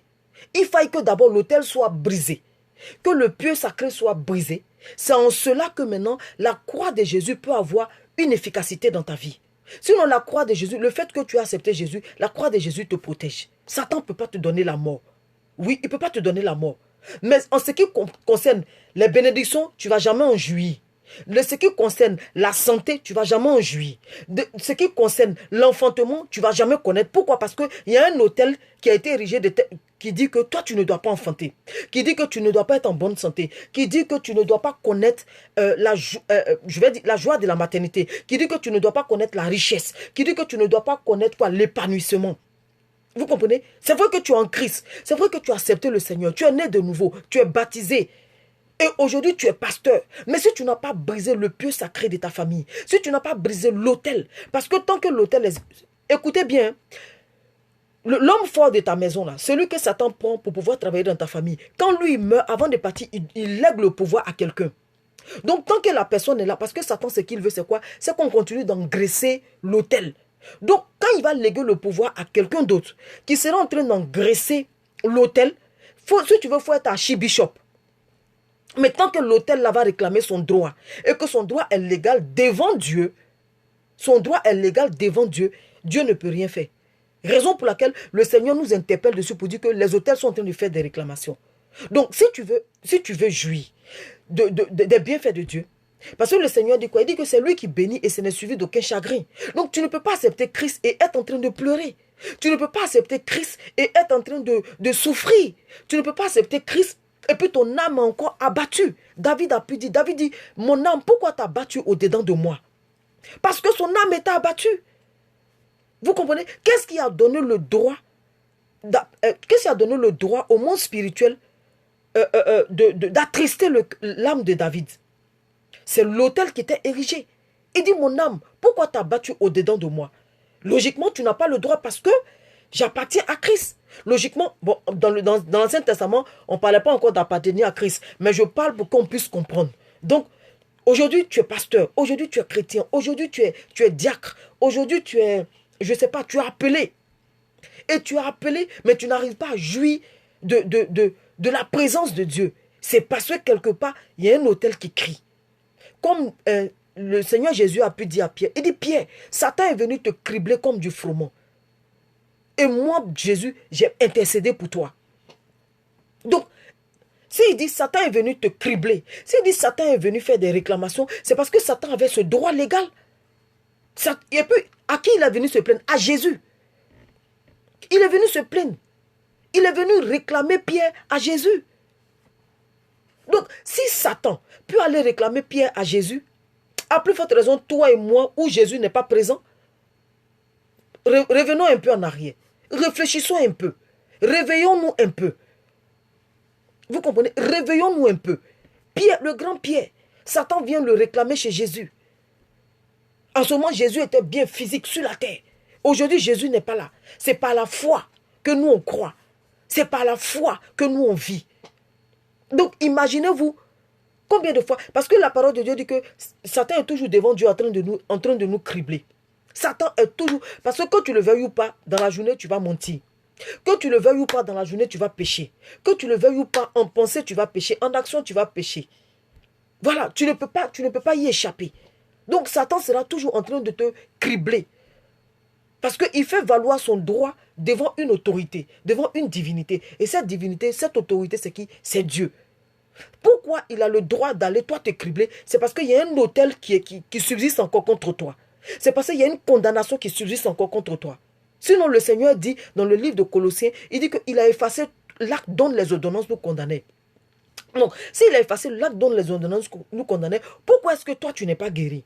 Pourquoi est-ce que toi tu ne peux pas enfanter? Pourquoi est-ce que toi tu ne peux pas être prospère? Pourquoi est-ce que toi tu ne peux pas être riche? Pourquoi est-ce que toi tu ne peux pas créer des entreprises? Pourquoi est-ce que ton foyer ça ne va pas? Ça ne va pas parce qu'il y a un autel qui est encore là. Ce soir là, brise l'autel. Brise le pieu sacré. Détruis l'autel. Détruis le pieu sacré. Parce que l'autel a une bouche.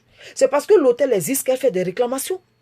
Si l'autel n'existait pas, elle n'allait pas pouvoir faire des réclamations. Ça veut dire que l'autel a des yeux, l'autel a une bouche, l'autel respire.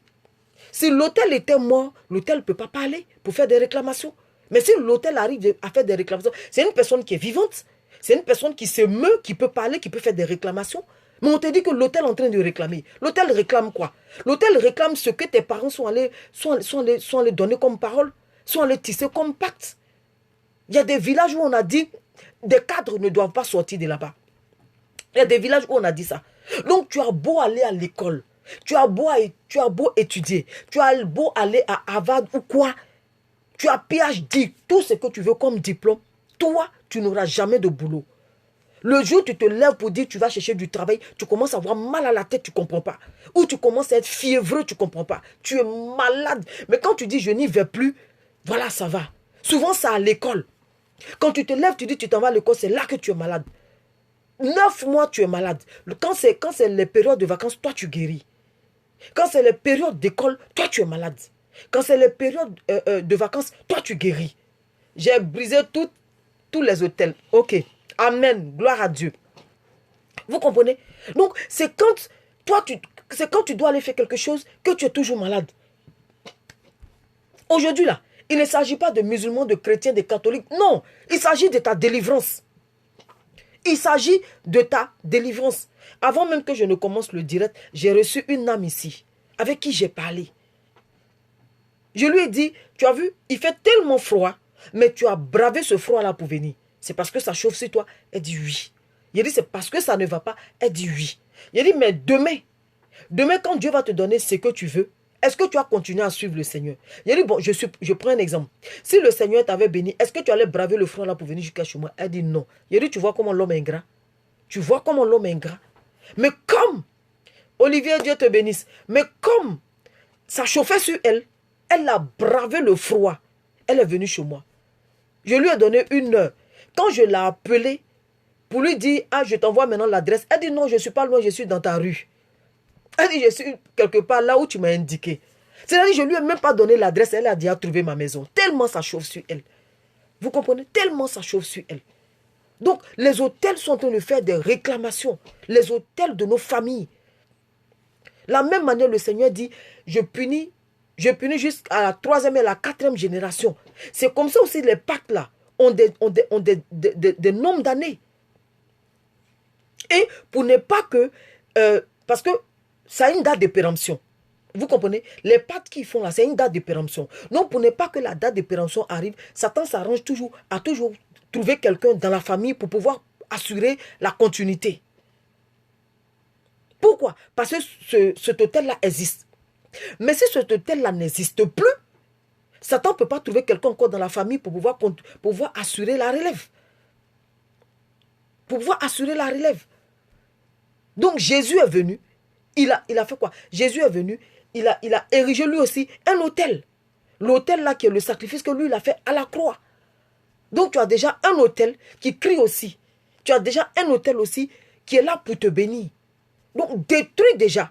Avant de profiter de l'autel de Christ, avant de profiter du sacrifice de Christ, tu dois d'abord détruire l'autel qui est dans ta famille. Tant que tu ne détruis pas l'autel qui est dans ta famille, toi, pour enfanter, ça sera difficile. Toi, pour t'épanouir, ça sera difficile. Toi, pour te marier, ça sera difficile. Toi, pour chose qu'on appelle, je vais dire, pour jouir des bienfaits de l'Éternel, ça sera difficile. Moi, je n'arrête pas de le dire. Je dis, je viens d'une famille où l'idolâtrie bat son plein. Mais tous les jours que Dieu fait, chaque fois que Dieu me demande, mais je casse, je ne m'amuse pas avec. Parce que je sais de là où je viens. Je sais de là où je viens.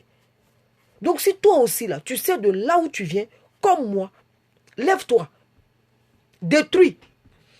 Abat. Peut-être qu'avant tu ne savais pas. Raison pour laquelle tu dis, je prie, je fais tout, je ne sais pas ce qui se passe. Elle dit quoi?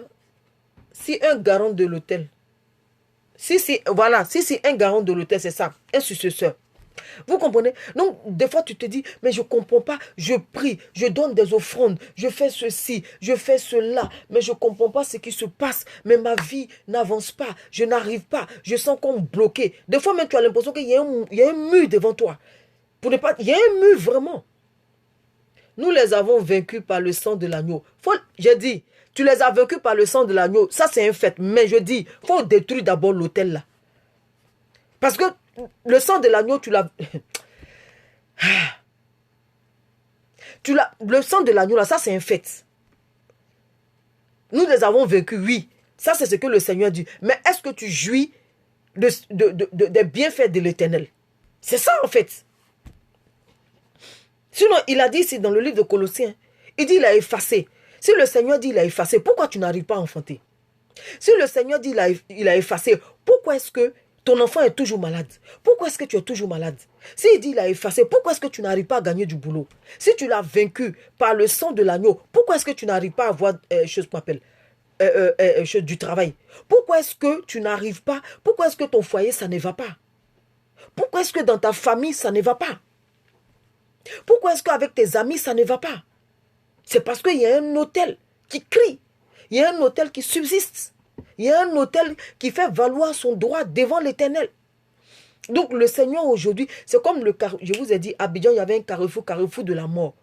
Le Seigneur s'est révélé à un homme de Dieu qui a pris des hommes de Dieu qui sont allés rebaptiser le coin. Ils ont détruit l'autel qu'il y avait là-bas. Après l'autel, ils ont chassé les démons qui y résidaient. Et puis maintenant, ils ont rebaptisé carrefour de la vie. Et quand ils ont rebaptisé, ils ont établi l'autel de Dieu là-bas. Ça fait que maintenant, c'est la vie qu'il y a. Il n'y a pas de mort. Donc, nous aussi, nous devons nous lever. Nous devons nous lever cassés. Nous devons nous lever renversés. Nous devons nous lever détruire ces autels-là. Pour que maintenant, on puisse voir la main de Dieu dans nos vies. Ça peut être dans nos ministères. Tu fais tout, l'œuvre n'évolue pas.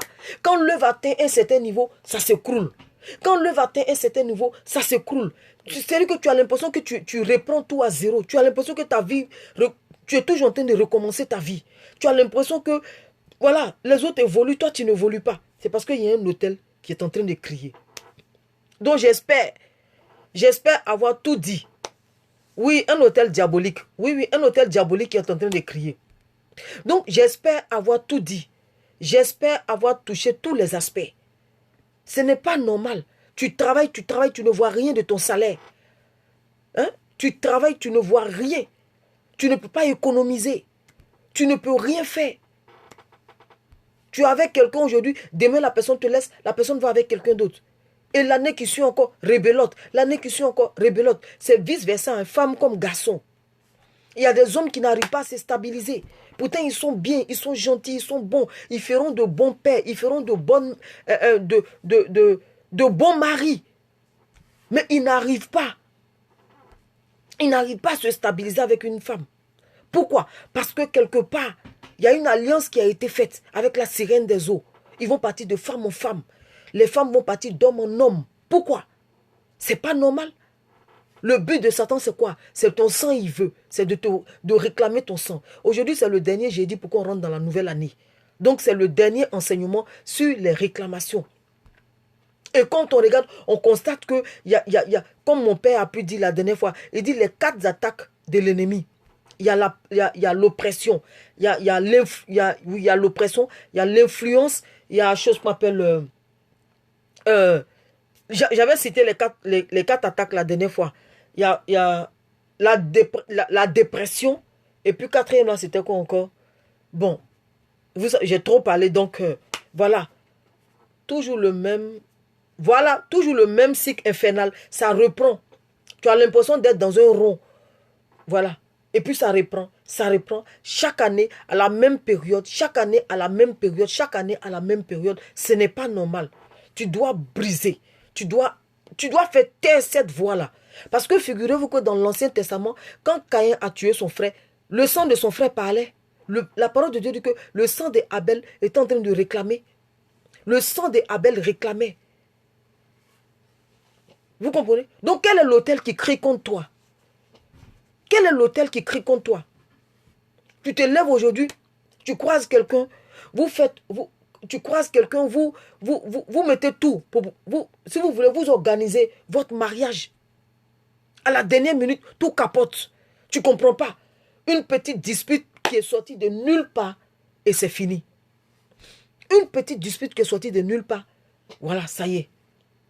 Le mariage est annulé. Tu ne comprends pas. Alors que tu es doté tout. Vous avez fait la dot tout. Et à la dernière minute, c'est maintenant vous rendez compte que vous n'êtes pas fait l'un pour l'autre. Vous ne vous aimez pas. Il y a tel truc. Non, telle famille ne veut pas. Telle famille ne veut pas. Telle chose a fait ceci. Telle chose a fait cela. C'est parce qu'il y a des réclamations. Donc commence à détruire ces hôtels. C'est le dernier jeudi. Comme j'ai dit. Le lundi qui arrive. À partir du lundi, mardi, on passe dans une nouvelle année. Donc, prends le temps. Rentre dans un moment. Le jeûne, là. Le jeûne, ce n'est pas pour avoir quelque chose. Le jeûne, c'est pour rentrer, c'est pour te disposer et croiser le Seigneur. Donc, prends des moments de jeûne afin de détruire. Prends des moments de jeûne afin de détruire les hôtels. Les hôtels sataniques, là. Les hôtels diaboliques. Parce qu'il y a un hôtel qui parle en notre faveur. Il y a un hôtel qui crie en notre faveur. Il y a un hôtel qui s'est levé en notre faveur, c'est l'autel de la croix de Jésus-Christ. L'autel de la croix de Jésus-Christ qui parle en notre faveur. L'autel de la croix de Jésus-Christ qui crie en notre faveur. Jésus est mort pour ne plus que nous on ait à souffrir. Jésus est mort pour ne plus que nous on soit misérables. Jésus est mort pour qu'on puisse pleinement jouir de ce pourquoi Dieu nous a envoyés sur la terre des vivants. Donc, ne restons pas là à citer des versets parce qu'il faut citer. Non. Depuis, on cite les versets là.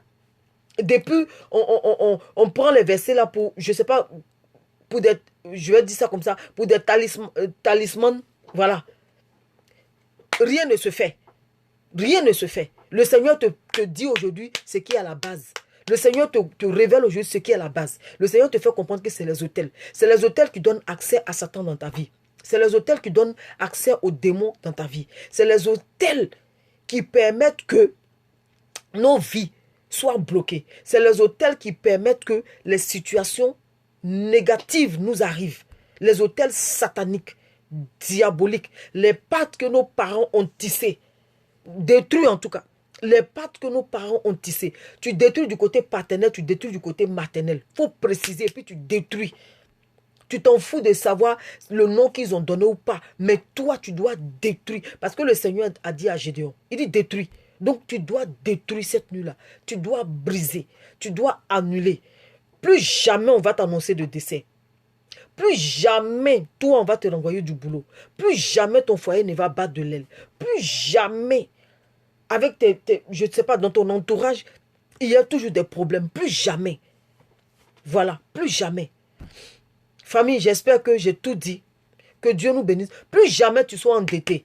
Parce qu'il y a des personnes qui vont de dette en dette, qui croulent sous le poids de la dette. Il y a des gens qui vont de dette en dette. De dette en dette. De dette en dette. C'est malheureux. C'est malheureux. Eux, ils n'ont pas le droit d'avoir de l'argent dans la main. Une fois qu'ils ont de l'argent, il y a toujours une situation qui arrive. Une fois qu'ils ont de l'argent, il y a toujours une situation. Il y a quelqu'un que je connais. Il a joué au jeu du hasard, jusqu'à 11 000 euros. Au point où ils ont bloqué sa carte. Il travaille comme un malade. Donc, il travaille comme un malade et l'argent rentre. Mais le jeu du hasard, il est connecté à cela. Il joue jusqu'à 11 000 euros. Ils ont bloqué toutes ses cartes. Comment vous pouvez comprendre ça? Quelqu'un qui va jouer au jeu jusqu'à 11 000 euros, c'est dommage, c'est malheureux. Vous comprenez? C'est malheureux. Donc, j'espère avoir tout dit. Saint-Esprit, j'espère avoir tout dit. Ce sont les autels qui se sont levés. Donc, levons-nous contre ces autels. Détruisons aussi ces autels. Parce que, qu'on le veuille ou pas, et voilà. Et quand tu finis de détruire l'autel, tu ne laisses pas ta vie comme ça. Toi qui n'as pas Jésus, toi qui n'as pas encore accepté Jésus, si tu veux bénéficier de cela, tu es obligé d'accepter Jésus. Il faut que je te dise la vérité. Amen, amen, Andy Master, amen. Toi qui veux profiter de cela, toi qui veux avoir, c'est-à-dire que toi qui veux avoir le soutien, tu es obligé d'accepter Jésus. Parce que ce monde-là, soit tu acceptes Jésus, soit c'est Satan qui va venir régner dans ta vie. Regardez, quand on prend le livre de Luc, le livre de Matthieu, pardon, le chapitre 12, à partir du verset 43, la parole de Dieu dit, un esprit sort d'un homme, il va par des lieux arides. Cherchant quoi? Cherchant du repos. Parce que dans le corps de l'homme, il avait le repos. Ne trouvant pas du repos, il dit quoi? Il dit, je retournerai dans ma maison d'où je suis sorti. Qu'est-ce qu'il appelle sa maison? C'est ton corps. Parce que dans ta vie, il avait du repos. Quand on l'a chassé de ta vie, il est parti se balader. Il n'a pas, parce que sa place, c'est dans les égouts. Sa place, c'est dans la saleté. Ce n'est pas ton corps. Donc, quand il vient dans ton corps, il vient avec toute la saleté. Il vient avec tout ce qui est ténèbres. Ça fait que tu es là, tu es belle, mais on ne voit pas ta beauté. Tu es là, tu es chose, on ne voit pas. On ne voit pas ta beauté. On ne voit rien de toi. On te voit, tu fais pitié. Tu fais peine à voir en fait.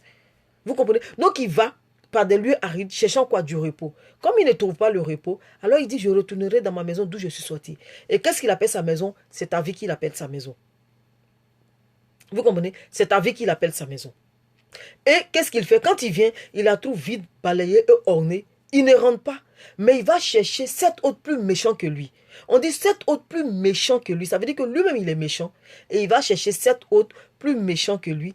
Et les 8 viennent et ils rentrent dans ta vie. Quand ils rentrent dans ta vie, là, c'est-à-dire que ta condition, ta condition actuelle, là, est grave que celle qui est passée. Parce que celle qui est passée, là, il était seul. Regarde comment tu pleures. Maintenant où ils sont à 8, toi, ta vie, on peut pas la rattraper. Pourquoi il est rentré? Pourquoi ils ont pu rentrer à 8? C'est parce que la maison qui a été balayée, vidée et ornée n'avait pas de gardien. Et comme la maison n'avait pas de gardien, il n'y avait personne devant. Il n'y avait pas de sécurité devant. Donc ils sont rentrés. Donc, quand tu finis de briser le pieu sacré, quand tu finis de détruire l'autel, quand tu finis de chasser ces démons, ta vie ne doit pas rester comme ça. Tu dois maintenant appeler le Saint-Esprit. Tu dois établir maintenant un autel, mais l'autel de Dieu. Parce qu'avant, c'était l'autel satanique qui donnait accès à Satan dans ta vie. Maintenant que tu as balayé toutes ces choses-là, qu'est-ce que tu fais? Maintenant, tu établis un autel pour Dieu. Afin que Dieu vienne siéger là. Si Dieu siège là, Satan ne peut plus rentrer. Si Dieu prend la place, Satan ne peut plus rentrer. Est-ce que vous comprenez un peu? Donc, Jésus dit, il est préférable pour vous que je m'en aille afin que vienne le Saint-Esprit. Quand lui, il va venir, il va demeurer avec vous. Il sera en vous, un. Il sera sur vous et il sera avec vous. Donc, si le Saint-Esprit n'a pas ces trois rôles en toi, Satan viendra jouer ces trois rôles en toi. Donc, tu choisis, à toi de choisir. À toi de choisir. Qui doit être le gardien de ta maison? Qui doit être le gardien de ta vie? Qui doit être le gardien de tes affaires? Soit c'est Dieu, soit c'est Satan. Tu ne peux pas être neutre. Tu ne peux pas être neutre sur la terre des vivants. Ce n'est pas possible. Donc, quand tu finis de faire tout ça là, établis un autel pour Dieu. Seigneur, à compter d'aujourd'hui, au nom de Jésus, ma vie est un autel pour toi. Viens habiter dans ma vie. Viens habiter dans mon corps. Viens habiter dans mon âme. Seigneur, viens prendre le contrôle absolu de ma vie, moi et ma famille. Père, ne permet pas à un autre esprit de venir nous posséder. Voilà, il y a la possession, il y a l'oppression, il y a chose qu'on appelle, il y a l'influence, les 4 attaques de l'ennemi. Vous comprenez? Voilà. Donc si le Seigneur ne vient pas jouer tous ces rôles-là en toi, si le Saint-Esprit ne vient pas être en toi, sur toi comme un manteau, et à côté de toi comme un ami, il y a quelqu'un d'autre qui va venir. Et quand ce quelqu'un d'autre vient, tu vas pleurer.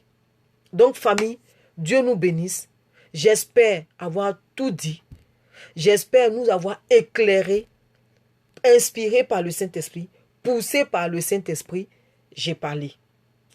Donc, le reste là, le Saint-Esprit va se... Si tu le veux bien, le Saint-Esprit va se charger de te l'enseigner.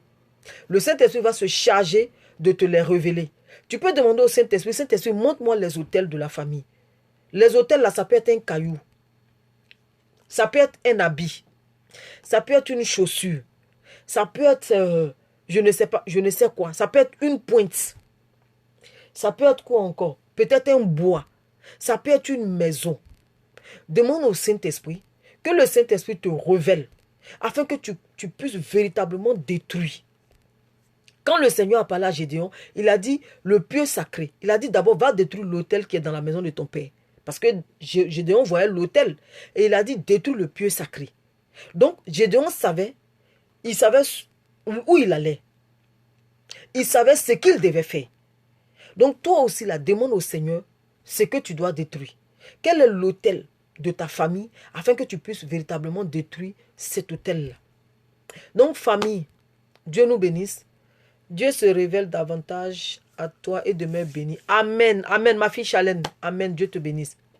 Donc voilà famille. J'espère que ça nous a éclairé, ça nous a fait du bien. S'il y a quelqu'un qui est malade, je prie, j'appelle le miracle de la guérison dans ta vie au nom de Jésus-Christ de Nazareth. Toi qui es malade, je chasse la maladie hors de ton corps. Esprit mystère, je te propulse de la vie de cette personne-là que tu tiens en captivité au nom de Jésus-Christ de Nazareth. Je détruis l'autel qui te donne le droit de prendre sa santé et de lui donner ta maladie. Alors je te redonne ta maladie dans le nom de Jésus-Christ de Nazareth. Père, merci parce que je la barricade par ton feu et je la plonge dans ton sang afin de la rendre invisible. Que ton sang coule dans tous les coins et recoins de sa vie afin de la nettoyer parfaitement au nom de Jésus-Christ de Nazareth. Donc famille, voilà, Dieu nous bénisse. J'ai touché tous les aspects. J'ai touché tous les points. Donc, à toi maintenant de te saisir de cela et de prier pour que le Seigneur te révèle encore davantage. Parce que chaque année, il faut dire trop, c'est trop. Ça n'est assez. Je ne veux plus revivre les mêmes choses. Chaque année, tu revis les mêmes choses. Chaque année, c'est toi en licencie. Chaque année, c'est toi qui es pauvre. Chaque année, c'est toi qui es endetté. Chaque année, c'est toi. Voilà, les gens se lèvent contre toi. Chaque année, il y a toujours quelque chose contre toi. Dis, je suis fatigué. Seigneur, révèle-moi. Et voilà, tu t'en débarrasses. Donc voilà, famille.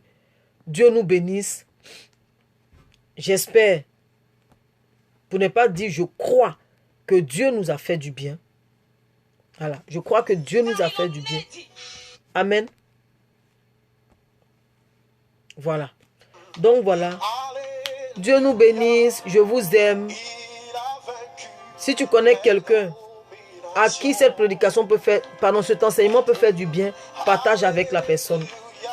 Voilà. Christ est élevé. Il est élevé sur les montagnes. Il est élevé sur ta vie.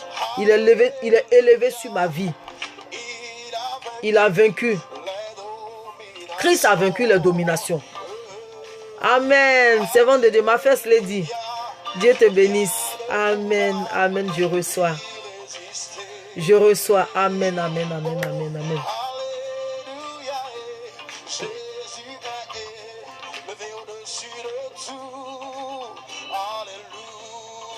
Jésus est élevé au-dessus de tout. Donc voilà, Dieu nous bénisse. Et bonne année à tout le monde. Voilà, bonne année à tout le monde. Jeudi prochain, on sera déjà en 2019. Donc, plein de bisous. Bisous à tout le monde. Et puis ceux qu'on ne se verra pas à l'année prochaine. À l'année prochaine. Voilà. Christ a élevé sur ma nation. Écoute le cantique.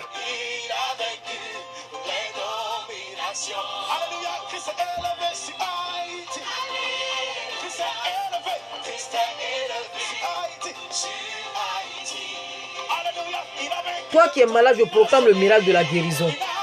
Parce qu'il y a quelqu'un qui est malade. Il a vaincu les dominations. Donc, rien ne pourra lui résister.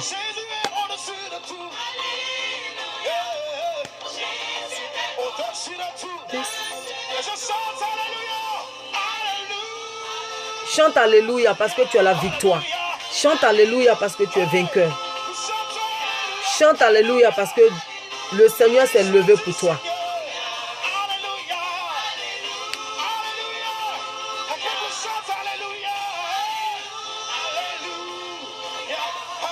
Donc voilà, bisous famille. Dieu nous bénisse. Ciao. À jeudi prochain avec de nouveaux témoignages. Bisous.